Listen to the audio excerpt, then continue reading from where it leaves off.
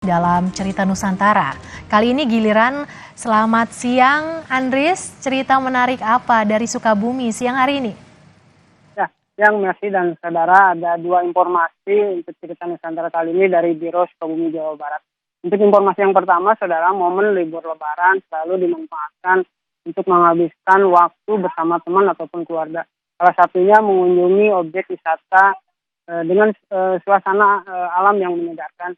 Di kawasan Taman Nasional Gunung Gede Pangrango menyediakan beragam wahana yang menyenangkan untuk dicoba. Salah satunya wahana Keranjang Sultan yang sedang viral ini.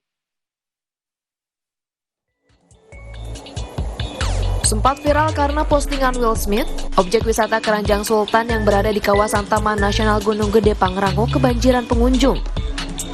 Ratusan wisatawan terlihat memadati objek wisata tersebut, mengingat momentum libur Lebaran selalu dimanfaatkan untuk berlibur bersama keluarga.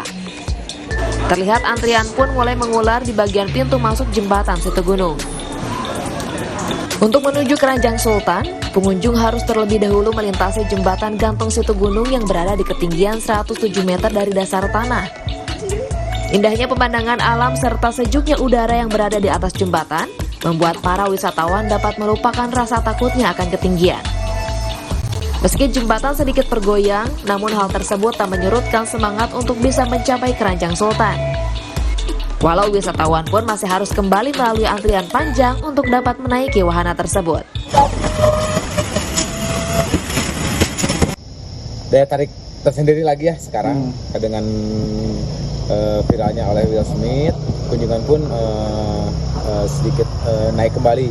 Karena awalnya kami juga merasa ada sedikit kekhawatiran ya terkait dengan akses menuju Sukabumi atau Situgunung karena tol Becimi longsor.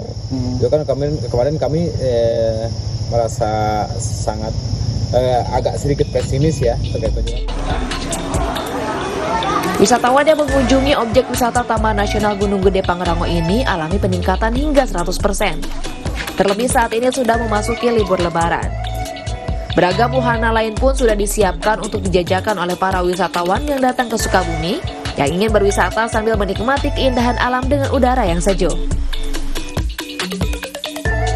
Anissa Fitriani, Andris Muhtar, Kompas TV Sukabumi, Jawa Barat.